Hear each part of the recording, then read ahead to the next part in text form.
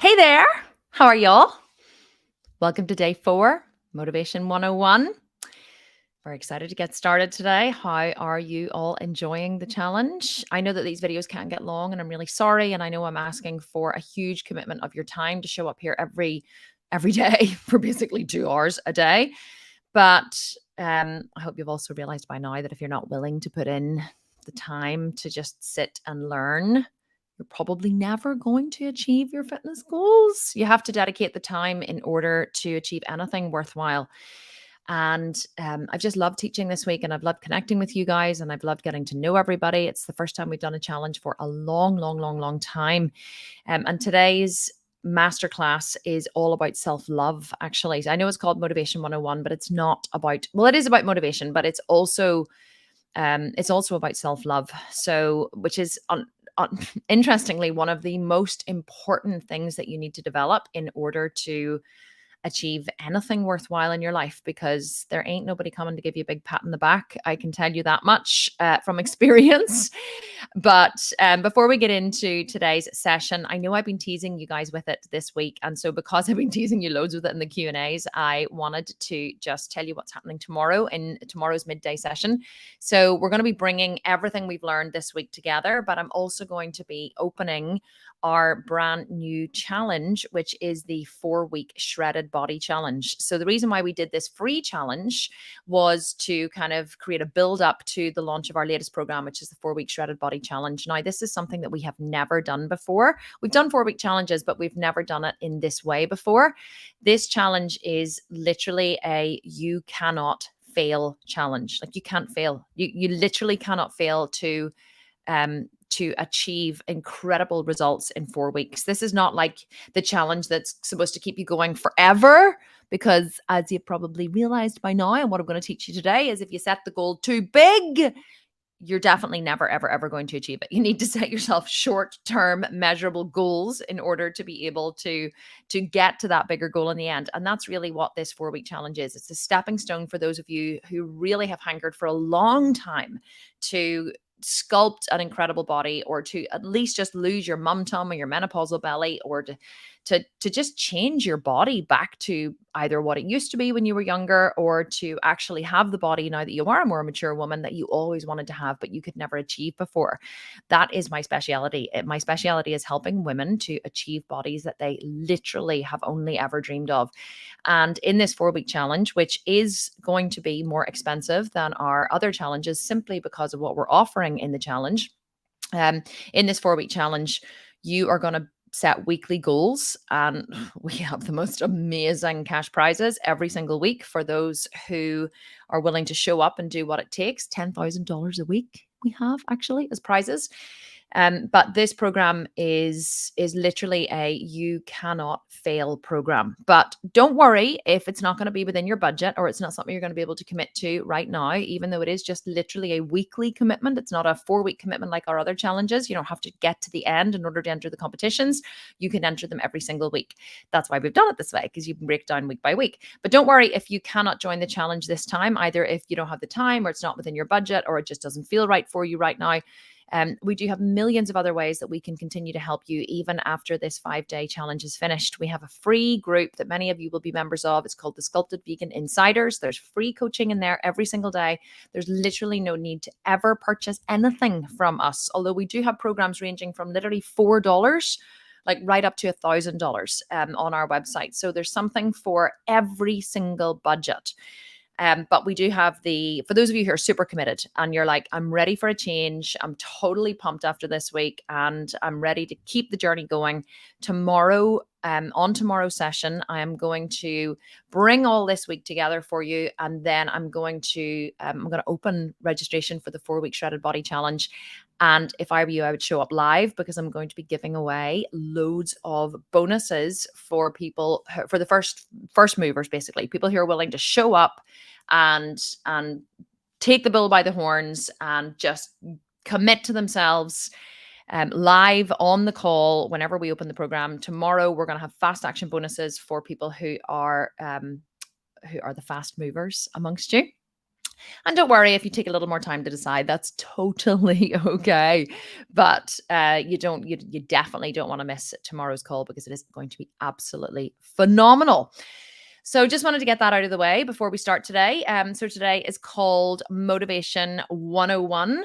And I'm not going to take any questions, by the way, about the 4 week shredded body challenge, because tomorrow I'm going to be telling you all about the new program. And then tomorrow's Q&A is going to be dedicated to not only bringing the whole week together and helping you guys to move forward, but also taking questions specifically on the 4 week shredded body challenge.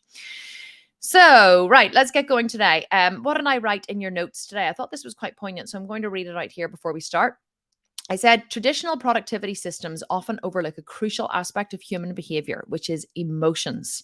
Emotions are the driving force behind our actions. They can either propel us forward or hold us back. Research has shown that when emotions and thoughts collide, emotions tend to win the battle. I mean, how many of you have ever, with what we've been talking about all week, it's like, I know what I need to do, but I just don't do it. Right? We all know what we need to do. And I love the quote, knowing what to do is useless without the emotional strength to do what you know. All of us know what we need to do. We need to exercise more. We need to eat less. We need to get off our lazy fat asses and move. But we don't do it because we just don't feel like it, right? Or we don't have like a really strong emotional connection to it. So I've said here, when emotions and thoughts collide, emotions tend to win the battle. In fact, attempting to suppress emotions can often make them stronger, interestingly. So instead of fighting against your feelings, it's time to harness the power of emotions for positive change. While thinking and planning are essential, the real catalyst for action is the emotional component. To truly motivate yourself, you need to not only think about your goals, but also feel a deep emotional connection to them. Any one of you who has joined a fitness program, planned out when they're going to eat, what they're going to eat, when they're going to go to the gym, you set your alarm to get up in the morning, you've done all the thinking and all the planning, but not followed through, you will understand exactly what I'm talking about here. And I would say it's the majority of people who have joined this challenge, and me as well, by the way. Okay, so let's start with the story. So here is why a deep emotional connection is super, super, super important. Not only important, but necessary if you want to move forward. Well, I remember I told this story the other day. When I can't remember whether it was yesterday or the day before. I'm kind of lost in my days now, getting into all this content this week. So I remember whenever, like I said, I went for a birthday party with my neighbor, Caroline. And it was Caroline's 60th birthday. We've been friends for a long time.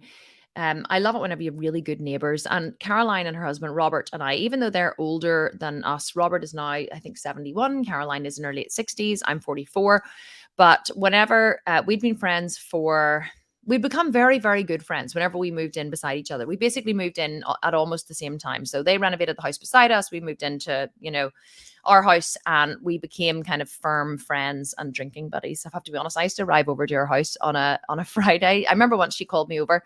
For those of you who follow me on Instagram will know all about this. She called me over once, or she messaged me and said, do you want to come over for a cup of coffee, one Friday afternoon? And I was like, sure, sounds brilliant, would love to. And my kids were super young, so I used to bring them with me, and she was like a real mothering figure to them. She would have put them on the couch and put on cartoons for them, and she would have given them popcorn and all kinds of stuff. They just adored her. Whenever they were little, they still do adore her. But anyway, I went over to Friday, and then I was like, fuck the coffee, well, we'll have a glass of wine. She was like, absolutely, let's do it. And then she said, well, I have a bottle of Prosecco in the fridge, let's open some Prosecco. I was like, fantastic. So we shared a bottle of Prosecco, and it was great. And so then the next Friday I said to her, do you want to come to me this week for Prosecco? I said to her, what about champagne? And she was like, yeah, let's have a bottle of champagne. Let's celebrate a bottle of champagne. So she would come to me for champagne. And so then the next week she said to me, champagne at mine on Friday. I was like, sounds fabulous, darling. And I would traipse over with the kids, and all four of the kids, God love her, and we would have a bottle of champagne. So this then turned into Champagne Friday. And every year, I would say for every Friday for about 10 years, unless they were away or we were away, we had a bottle of champagne every Friday. And then it would come that Ryan and Robert would come home from work, and then Ryan would come over and he would join us. We'd maybe have a second bottle of champagne. Sometimes they would stay for dinner with us. Sometimes we would stay for dinner with them. And it really was a fabulous relationship. It started to change whenever I got super busy with the bodybuilding and with the business. I just wasn't available as much as I was. But that is how the relationship with Caroline started. And so that's how Champagne Friday started, for those of you who follow me on Instagram.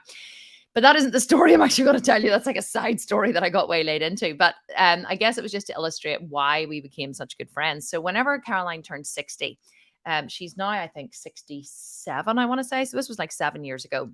Before I had started the Sculpted Vegan, but I had it in my mind. Caroline was born 1956. So this was 2016. I opened my first program in 2017.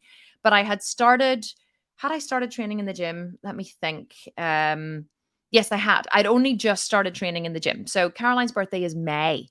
I had actually started training in the gym in April, and that's when I had started to have the idea for for the Sculpted Vegan, because I began to look online for different vegan programs and stuff, and they didn't exist. And I had begun to realize something like this didn't exist, and maybe I could create something like this. So the idea for the Sculpted Vegan had come to me, but I hadn't really started putting it into fruition yet. I just knew, but I did know my entire life that I wanted to be rich. And it wasn't that I wanted to be rich for the sake of having money. I wanted the freedom that having money would buy me, because I had very, very young kids. I had 4 kids under the age of 5. I had a husband who worked all the time. He was always away at weekends and during the week. And I really did struggle when the kids were young. And so even though having money and therefore freedom was always a value of mine. I went to boarding school when I was young. I always felt very, very constricted by the rules of school. I was always a real free spirit. And so I detested school. I detested the rules, and I detested the structure, and I hated the schoolwork. Like, I just felt that a lot of my young life I was told to do a lot of things that I really didn't want to do. And so I guess then whenever I grew up, I just always strived for freedom, not recognizing that I am free inside, and I was always free. I just didn't know it when I was younger. I could have run away if I wanted to. So I had all these choices that I didn't perceive. And I thought that having money would give me more freedom, right? And it does to a certain extent, but also it comes with a lot of responsibility. But anyway, we went away. Caroline and Robert invited us. They used to always go to the Marbella Club. And I used to love spending time with them because they're very wealthy. And so it was always very easy, and they always invited us to all these fabulous parties, and I loved, and they were always buying all these expensive clothes, and Caroline's always dripping in diamonds and Rolexes, and she would kill me if she knew I was saying this publicly online. But because they're also very modest, believe it or not, they're not flashy in any way. And so they invited us away to the Marbella Club for Caroline's 60th birthday, and it was literally just her children and her aunt and her sister and Robert's kids were going. So we felt very, very honored to be invited, and they paid for us to go. They paid for I think they paid for our flights, or no, we paid for our own flights, I think. But they paid for the Marbella Club. Now, the Marbella Club is about 1,000, I think it's about €1,000 a night for a basic room. And I think we stayed 3 nights with them. So we went away to the Marbella Club. And like I said the other day, I have stayed in some really fabulous hotels in my life because my family, like I said, or we went to private boarding school. We were never short of money, but we always had a lot of money, but we were never like as wealthy, I guess, as I am now. And whenever I went to the Marbella Club, I remember just thinking, these are my people. That's the only way I can describe it. It really was like, these are my people. Like, everywhere you looked, like, everyone was fabulous. That's the only way I can describe it. Like, it's all the girls are like the designer clothes are just like it's like, and it's not even like people are wearing designer clothes to show off. It's not like, oh, here's my best like Louis Vuitton t-shirt, or here's my Ralph Lauren or whatever. This is just how these people dress every day. They just have so much money that they literally just dress in designer clothes all day.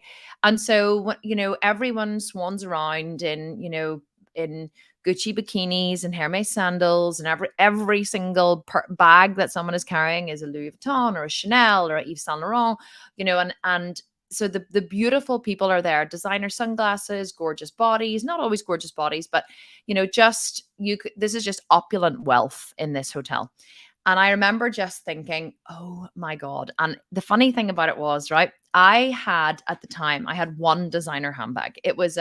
It was a Mulberry bag, which isn't even like top end designer, but at the time Mulberry was it was very up and coming, and people, everybody over here in Belfast anyway wanted to have a Mulberry handbag. I think it's a British make. And so I had bought my Mulberry handbag. I'd got it on sale. It was quite a big, like it was a brown tote bag. And I remember going with my Mulberry handbag, and I remember trying to pack for this trip and thinking, trying to, all of us have those one or two or three special designer pieces, that we save for special occasions. And so I remember packing with my, as much of my special stuff as I could. And I I remember going with my Mulberry handbag, and I just remember feeling completely out of place. And I have, mixed in some really nice circles in my lifetime, and I genuinely don't feel out of place very often, but I did feel out of place when I first went to the Marbella Club. And I remember going down onto the beach, with my brown Mulberry handbag, which didn't really match my outfit. And, all the girls had their Louis Vuitton totes and whatever, their beach bags. And I remember just thinking, oh my God, I didn't even really have enough to put in my bag, to even bulk it out to make it look like decent to carry. And I just remember feeling super self-conscious and like really like I didn't belong, which was good. This feeling was good. It really, I guess what it did was it made me, I made me, I can't speak. I made myself look at where I was in relation to where I wanted to be. Do you remember yesterday when you put your before picture with the picture, your goal picture?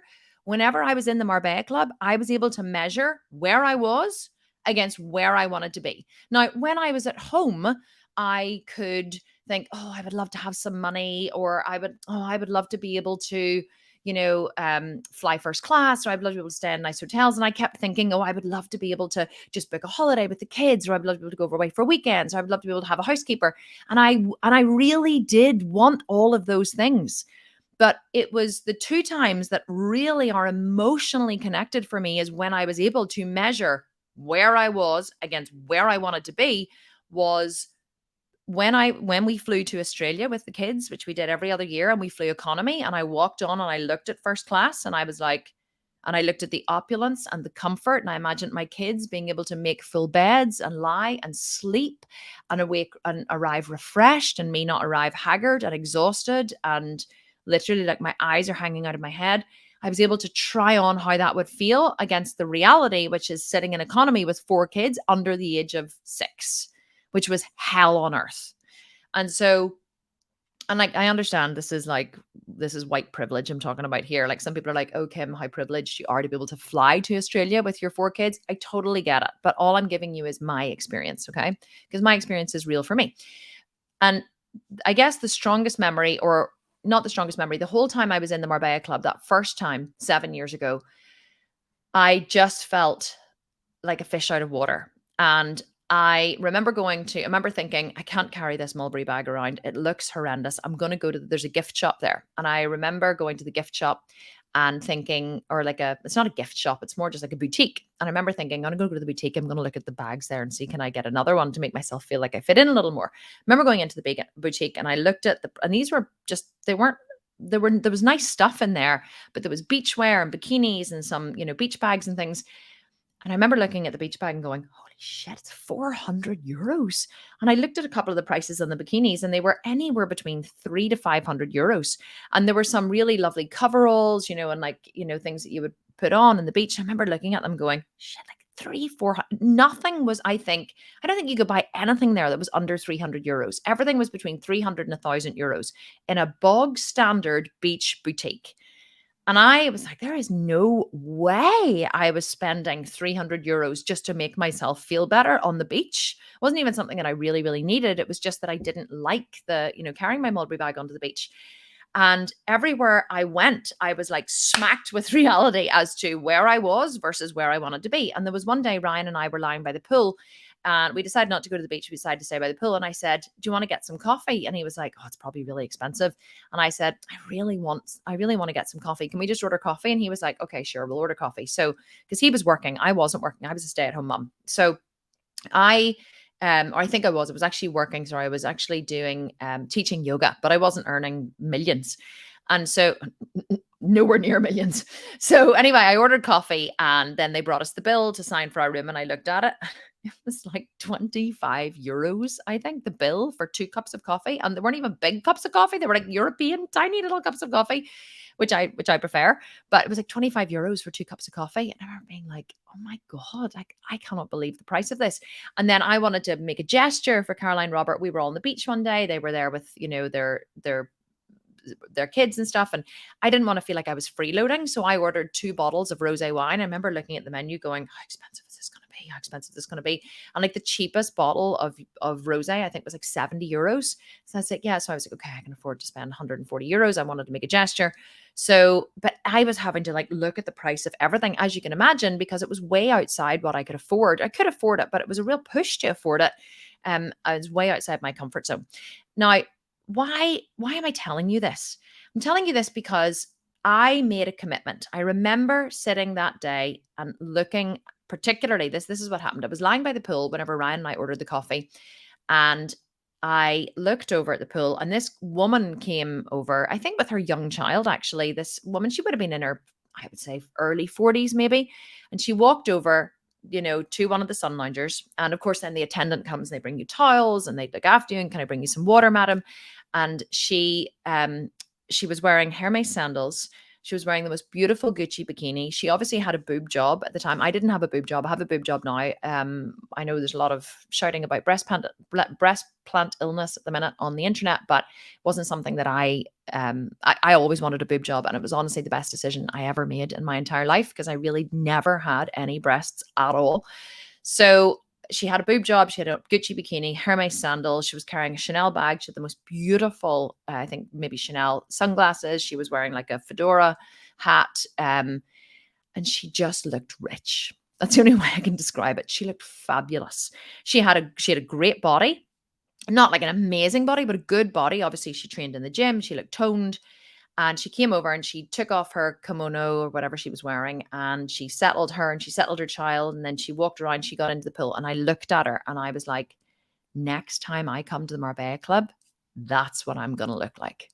And I made this commitment to myself. And then I looked around and I took it all in, and I turned to Ryan and I said, one day we are going to come here, and we're going to come here and we're going to belong, or whatever the words I used to him. I was like, we're going to come here. We're going to stay here. We're going to stay in a suite, and we're going to be able to buy whatever we want. And we're not going to have to worry about prices or what anything costs.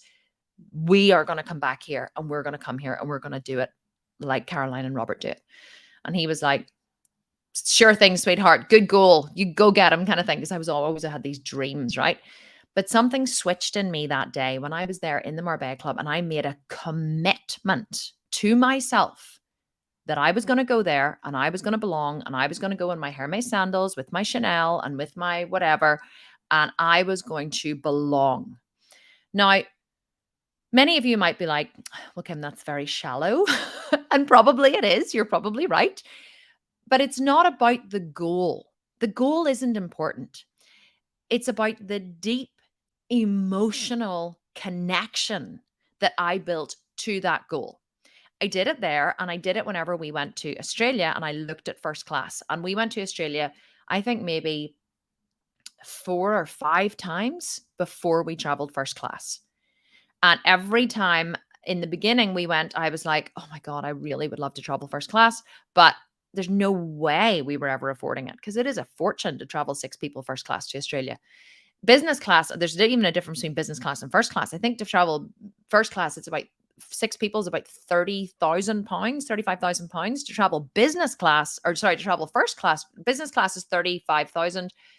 First class, I think, is about £50,000. That's about $70,000, right? Just to fly on an airplane to another country. Like, it's extortionate.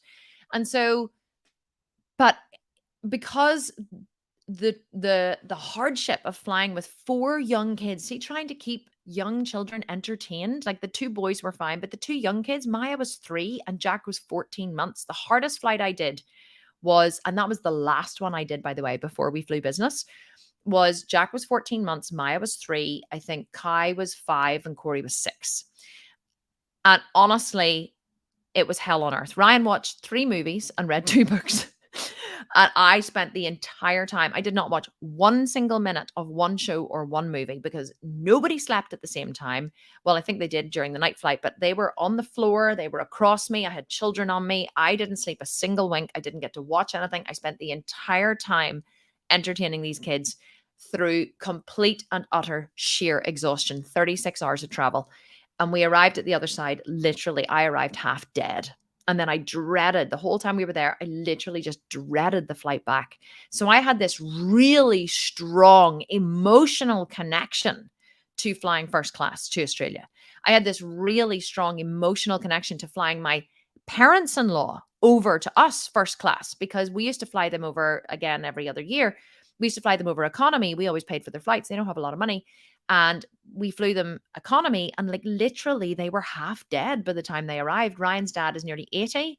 And as they got older, it was, now this was obviously when he was 70 or whatever, 65, 70, it was harder and harder and harder. And I hated sending them off whenever they left to go and do that hell on earth flight, right? Back to Australia. I wanted to fly them business. And do you know, whenever I made my money in my first ever launch, the first thing I did with that money was fly my parents-in-law business class over from Australia. And it brought me so much joy to do it. So these things that I wanted to do with my money provided the really strong emotional connection to the goal. I wanted to be rich for a long time. A long time, like my whole life, I wanted to be rich. But wanting to be rich and having a really strong emotional connection to it are two completely different things. Wanting to have a good body, to lose weight, to be ripped or whatever, and having a really strong emotional connection to it are two completely different things. Anybody can want something, but if you don't have an emotional connection to it, the thought or the want of having it is never, ever, ever going to drive you to achieve it. Your emotions are what drives you. And I know I've talked quite a few times this week about how, whenever you have a young baby, you keep going through the hardship, through the turmoil, the emotional struggle, the sleepless nights. You keep going. And the reason you keep going to take care of your baby is because you have such a strong emotional connection to your baby. You love this child that you grew inside your belly, and you will put up with anything to take care of them. Literally anything. You will keep going and going and going. And even when people offer to sometimes come and take the baby away, well, I can help you, I can take the baby away.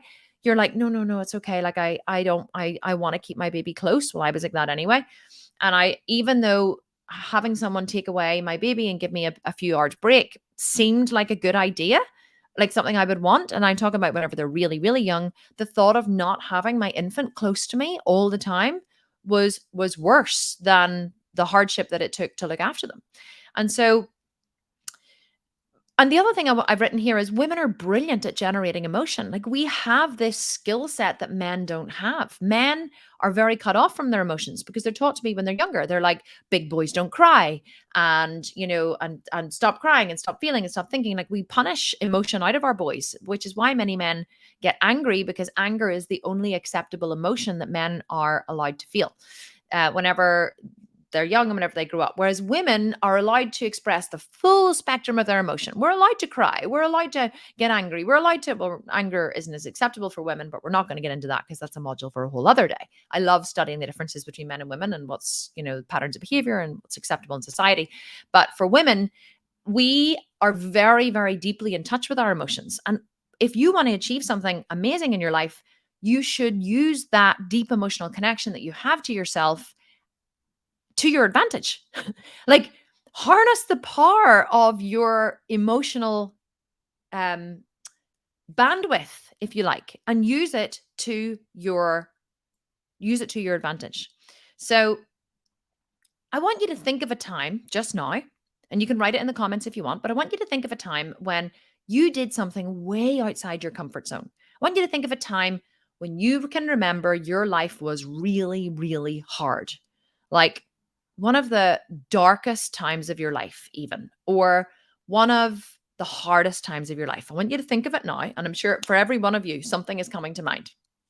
And I want you to ask yourself, why did you do it? Why did you keep going? Why didn't you run away, give up, stop, whatever? Why did you keep going?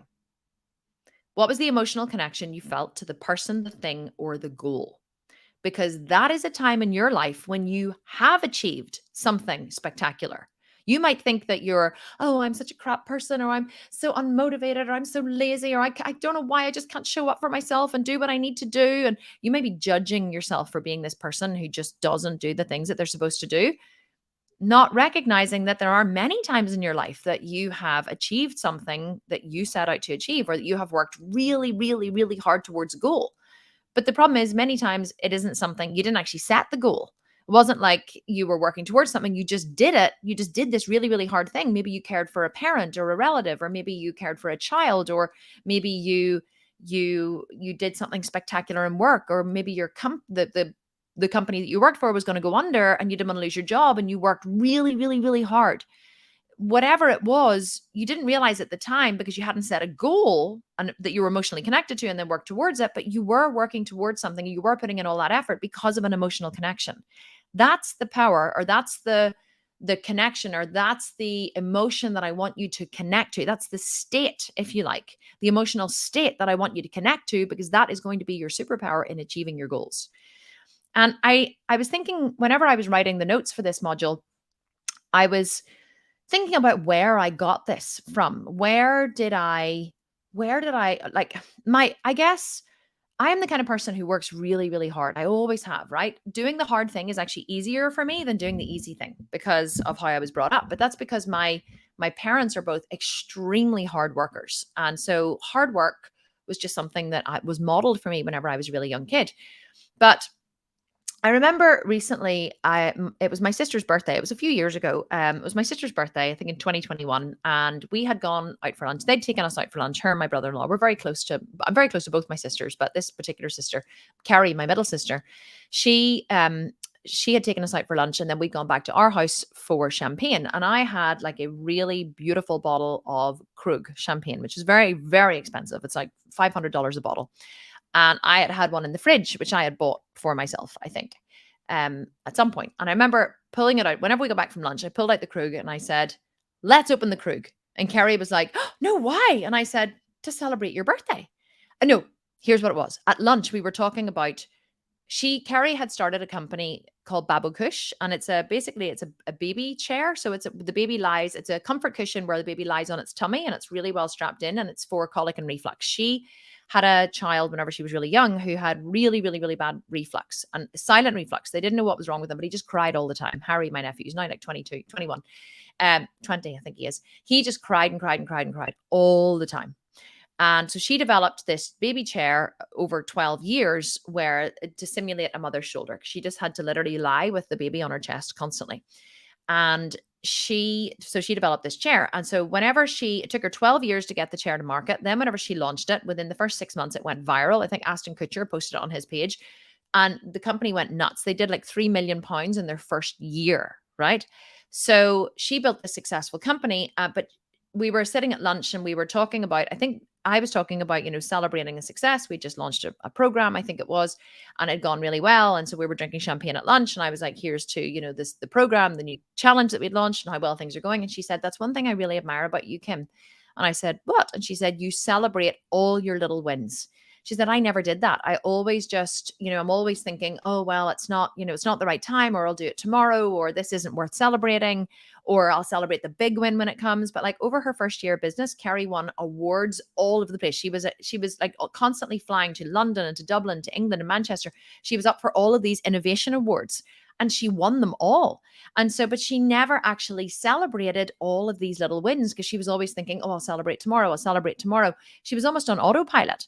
And she said to me, one thing you've taught me is it's so important to celebrate the little wins. And I said, you're right. I said, I celebrate everything. Like every time the company does well, I celebrate. Or every time a program launches and it's a fantastic first, 24 hours, I celebrate. I don't wait to the end of the program launch. I celebrate the first 24 hours and how successful that was. So I'm constantly opening a bottle of champagne. And honestly, I think it's just because I like opening bottles of champagne. I'm always looking for an excuse. That is probably part of it. So, but I'm always opening a bottle of champagne and inviting people around and saying, let's celebrate. Let's have this $500 bottle of champagne. Let's mark this moment. she said to me at lunch that's something that, I never did with Babu Kush. And so whenever we went back to the house, I pulled out the bottle of Krug and I said, let's celebrate Babu Kush. And she was like, no, you can't open that $500 bottle of champagne. And I said, why not? And she said, well, because it's so expensive. And I said, do you not think you're worth it? And she stopped for a minute and she was like, oh my God, I never even thought of that. I was like, you are worth it. Your success is worth it. What you did was worth it. And you've never celebrated your success. So I think that we need to overcompensate with this $500 bottle of champagne. And she was like, it'll be wasted on me. I said, I don't care. It's not about whether or not you value the taste of it or it tastes better than the $40 bottle of champagne. It's about the marking of the occasion. It's the significance of the marking of the occasion that's important. So we opened the bottle of Krug and we drank it. And it was absolutely fabulous. I think we probably opened another one afterwards, actually. So why am I telling you this? Because part of the reason why I'm successful in life is because I reward myself so much. And I do it, honestly, because I love myself so goddamn much that I want to give myself a pat on the back. Because one thing I realized is that no one in this world is coming to give you a pat on the back. So many of us are so emotionally attached to other people giving us a pat on the back. We're constantly looking outside of ourselves for some kind of external reward, some kind of well done, Kim. That's fantastic. That's great. But let me tell you, when I was building my business and building and training to step on stage, doing both at the same time, nobody supported me. And loads of you will know this story because you'll listen to my podcast and things. My husband did not want me to do bodybuilding competitions. He did not want me to be looked at. My mum was embarrassed by me. My mum never came to watch me at one single show, ever. In fact, the only person that ever came to watch me in a bikini show was my sister Carrie, and she came to one show. Ryan went to the first show and the last show. That was it. No one ever came to watch me when I went to compete. And it wasn't even like I was traveling that far. I was competing mostly in Belfast. I went to London one time. No one ever came to support me. I learned through the process of doing this really, really, really hard thing that the only person who could see my vision was me. And if I was waiting for Ryan to say, you go girl, you got this. And he's my biggest cheerleader because we've worked through so much. And my mum's my biggest cheerleader. In fact, now that I'm successful, this is amazing what happens. Whenever you become successful, everybody who was against you becomes your biggest cheerleader. Now, I don't think that Ryan certainly didn't want me to fail and mum didn't want me to fail, but they couldn't see my vision. They couldn't see what it was I was going for. All they could see was their own discomfort. My wife is standing on stage in a thong showing her ass to the world. Like she's posting stuff on Instagram that I'm embarrassed about. What will people at the golf club say? That's what my mum was worried about, and I was asking my mum to help me with the kids while I trained. And I was asking Ryan to, sacrifice his comfort to help me at home while I built the business. And I wasn't as available emotionally. And I wasn't, I'd never dropped the ball at home. Everything was always done. But I was any of my free time was now focused over here. Like I told you about me getting up early in the morning and stuff and Ryan not enjoying. Oh, actually, I think that was on a podcast. I was talking about that. But, whenever I used to get up at 4 a.m., like Ryan hated me getting up at 4 a.m. because it woke him up. And God forbid, he might be uncomfortable for a moment or might not be able to get back to sleep. So all of these things that I was doing had an effect on the people around me. And they just wanted me to stop because they wanted to go back to being comfortable, you know? And there was no one was saying, you go girl, you got this. There was no one was bringing me coffee in the morning or giving me a motivational pep talk or pushing me off the sofa when I didn't feel like training. There was no one motivating me but me.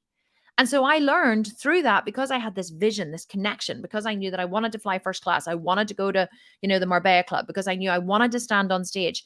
I had these really, really strong emotional connections to my goal. And that's what kept me going. And without it, I never would have kept going because the emotional connection to the end result wouldn't have been strong enough to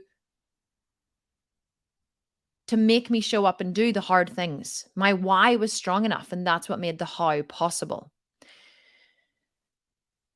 What else have I written here? I said that the problem is, I'm talking to you guys watching this, you don't love yourself enough. You don't love yourself enough. And the reason you don't love yourself enough, it's not your fault, by the way, but you were taught as a child that you possibly weren't lovable just as you are. And that was because your well-intended parents and caretakers and teachers had all of these standards that they wanted you to live up to, all of these things they wanted you to do.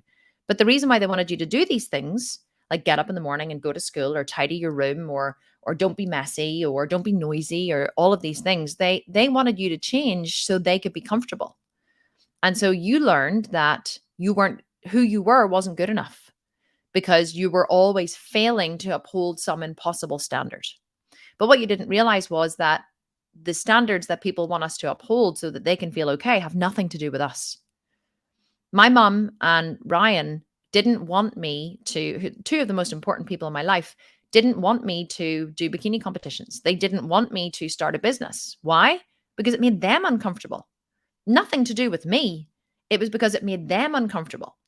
They wanted me to stop so they could go back to being comfortable. And that's what happened when you were a child. You were your fabulous self in every single moment, but you learned very quickly through being punished and controlled that your fabulous self wasn't good enough. And you thought that it was about you, but it never was. It was about making the people around you comfortable. They wanted you to stop doing what you were doing so they could be comfortable. So we learn. We learn very quickly what's acceptable and what's not acceptable. We make ourselves small. We put ourselves in a box. We dampen down our enthusiasm. We don't go after those big goals. We learn that failure is bad. Oh my God. Because whenever you're younger and you try and you run and you jump and you try to make yourself food and you spill the cereal or the milk, or whenever you're younger and you try all these new things because you're pushing yourself forward and you fail, instead of your parents saying, well done for trying, they punish you. And they punish you because the thing that you did was messy, or it broke something, or there was some kind of damage caused, and now you're bad and wrong. And so you learned, well, we better not try new things, better not really push myself out there in case I fail, because if I fail, I might get punished. And unfortunately, whenever those stimulus response patterns are built when you're children, it's very hard to overcome them as an adult. You build, your parents unknowingly build walls for you when you're younger. They build walls for you. Now, luckily, I was very defiant and hardworking. So the walls that they build for me, I was determined to break down. And quite often, the most defiant people are actually the most successful because they learned not to care or listen. And it's usually actually oldest siblings are usually the rule followers, and the youngest siblings are usually not always, but they're usually the ones that are that will challenge the rules, if you like. And so I wrote here, the problem is you don't love yourself enough to even acknowledge your progress. Just because it's hard for me doesn't mean that it's not hard for you. So what I mean by this is some people look at me and they measure themselves against me, for example, and they say, oh, well, Kim does all these incredible things every day, and I just can't even make myself get up and go for a walk in the morning. I must be a failure. But just because getting up in the morning and going for a walk is not hard for me particularly, or I've developed the skill to just overcome my body feeling and go and do it anyway, and you haven't, doesn't mean it's not hard for you. We all have our levels of hard. And as you do more and more and more and more hard things, your complexity will increase, and the things that were once hard will become easy. So you'll add more hard things on. So this is the thing about growth. In the beginning, you add a couple of little things and that's hard for you. And then slowly that becomes normal. And so then you add in some more things. Like in the beginning, it may be hard for you to stop drinking Diet Coke, or it may be hard for you to give up your morning tea and pastry, or it may be hard for you to do a 10-minute walk 3 times a week, never mind an hour a day. So you have to work out what your hard is, and then you have to work out how you're going to overcome it. And then you have to give yourself rewards and pats on the back and encouragement for doing the hard things, because this is all part of achieving the goal that you're emotionally connected to. No one is coming to give you a pat in the back, and you do not need to justify your wins or celebrations to anyone. They are for you, no one else. So just like I didn't ever feel like I had to justify opening a bottle of champagne or buying myself a really nice gift every time we did a fabulous launch, and we made a lot of money in the launch, I would go and buy myself something really fabulous. Like I would go to Louis Vuitton and I would buy myself not one, but like I would buy myself a bag and a pair of shoes. Or there was one day, I think it was after the Jailhouse Shred launch, I actually bought myself this Apple Watch, and it's a Hermes Apple Watch. I just wanted a regular Apple Watch. I wanted a Hermes watch. So I rewarded myself with a Hermes Apple Watch. So I reward myself once I've achieved a goal. I reward myself. And I don't do it for the reward anymore, but I always know that the reward is coming, and it makes me push even more. Quite often, whenever we do a big launch and it's taken an enormous amount of work and effort for me, I will then go on vacation and I will like book a gorgeous villa. and, like on the beach in Marbella that I could never been able to afford before. And I'll fly all my family out and we'll have a fantastic time. And that reward makes all of the hard work worth it. So you have to figure out how are you going to reward yourself for doing the hard work? And I have some homework for you today. So I just want to pull all this together though, because this is going to lead us into tomorrow. So first of all, you have to get really, really emotionally connected to your goal. Now, what do I suggest? If you really want to achieve a gorgeous body or achieve a fitness goal, you want to lose loads of body fat, I would suggest that you find a bikini competition or a powerlifting competition, although powerlifters are usually quite big, or some kind of fitness competition in your area. And they're on all the time, all over the world. Look online for, you look up things like the different federations. There's Miami Pro, there's PCA, which is Physical Cultural Association, there's NABA, which is the National Association of Bodybuilding something, don't know. That was the federation that Arnold Schwarzenegger competed in. There's WBFF, I think. There's loads of them. I would find a bodybuilding show in your area and I would go as a spectator and watch. And see, does that motivate you? It might not. You might get there and you might be like, ooh, no way. I definitely don't want to look like that. Or find like a CrossFit gym and ask, can you go and watch? Can you go and see all these people? Like, go somewhere that is going to inspire you. You have to see something and go, that's what I want. That's it. You have to see your thing and latch onto it. It's like latching onto a target, because while it's a thought in your head, you're never going to create it. That's why we offer such massive prize money for our challenges. Like this week, it sees the very, very end of our Extreme Body Makeover Challenge.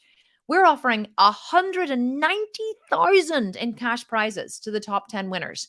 The winner of Extreme Body Makeover is getting $100,000 in cash. Why do we offer that amount of money? Because it motivates people to show up and stay the course. It gives them a reason that they can get emotionally connected to whenever they maybe are struggling to find one. That's why in the 4-week Shredded Body Challenge that we're opening tomorrow, we're offering $10,000 a week plus another $10,000 at the end of 4 weeks to the person who makes the biggest transformation that week. That week. So all you have to do to win $10,000 is show up for a week and give it your all for 1 week. And if you don't do it again the next week, that's fine. But after that week, you'll be like, wow, like I did it. I showed up and wasn't as hard as I thought it was. And maybe I had the chance to win $10,000. And the same person could win the $10,000 every single week if they made the biggest transformation. So this is why I offer such an enormous prize money, so that people who don't have a goal that they're emotionally connected to can have a financial goal, because $10,000 could help a lot of people out. $100,000 is going to be a life-changing sum of money. And we are going to do another big, big cash competition, I think early next year at some point. I don't think it'll be 6 months though, but it will be a lot of cash. My goal is to give away $1 million. I actually want to create a fitness program at some point that gives away $1 million. I don't know why. I just have like this real, like, I want to give away $1 million. Can you imagine $1 million, like winning $1 million for a fitness competition? Like, it's just insane to think about, but that is my goal. I want to do $1 million at some point. But anyway, here's your homework for today. What you're going to do is, and this is kind of homework that's going to evolve over time. I want you to start it before tomorrow. You're going to start a progress journal. I want you to create a dedicated journal or a digital document to track your daily progress. I want you to each day write down at least one thing you accomplished, no matter how small, one thing you accomplished towards your goal. This could be completing a workout, making a healthy food choice, or even just taking a short walk. And if you accomplish 20 things that day, write down all 20 things. And you're going to look at that list. And as you start to do this every single day, even if it's one thing a day, you're going to start to look at yourself through the lens of someone else, really. And you're going to look at that journal and you're going to go, wow, I'm actually really quite purposeful and strong and committed. And look at me, look at this thing, look at these things that I achieved every day. You're going to start to build self-belief and self-love, because you're going to realize through documenting your progress how amazing you actually are. I think you're amazing. The problem is you don't think you're amazing, but you are amazing in every way. Then number 2, you're going to establish a reward system. This is my favorite part. Define your rewards. Make a list of rewards that genuinely motivate you. For me, it's opening a bottle of champagne or taking my family on vacation or going to a really gorgeous restaurant for dinner, eating and drinking. It's what I love to do. These could be, or going to Louis Vuitton. These could be small treats like watching an episode of your favorite TV show, enjoying a piece of dark chocolate, or spending some guilt-free time on a hobby you love. Link rewards to accomplishments. Assign specific rewards to different levels of accomplishments. For instance, completing a full week of your fitness program could earn you a slightly bigger reward than completing a single workout. Make it sense? Number 3, create accountability and leverage peer pressure. Find a fitness buddy. Reach out to a friend, a family member, or a colleague who shares your fitness goals. Share your aspirations and ask them if they would be interested in joining you on your journey. Having a partner can provide mutual support and motivation. Set up regular check-ins. Schedule weekly or bi-weekly check-ins with your fitness buddy. Share your progress, setbacks, and upcoming goals during these conversations. Knowing someone is tracking your journey can enhance your commitment. Let me tell you about this very quickly before we finish. I had a friend years ago who was successful in business. I wanted to be successful in business, but she actually wanted to be successful in fitness. And I was obviously a very highly esteemed yoga teacher at the time. And so what we did was she wanted to achieve something and I wanted to achieve something. So we actually set up a private Facebook group with just the two of us where we posted every day, but we set up a 5 a.m. accountability club. I was already getting up at 4 a.m. anyway to build my business. So I got up at 4, did an hour's work, and then I met her at 5. And I think, was it every day? I think it was every day. We met for like 20 minutes at 5 a.m. Online, and we went through what we had achieved, what we were going to work on that day, and I can't remember exactly what we did, but we met every single day, and every day we set ourselves one goal for that day, and then we met the next day at 5 a.m. Don't know why we did it at 5 a.m., but we did.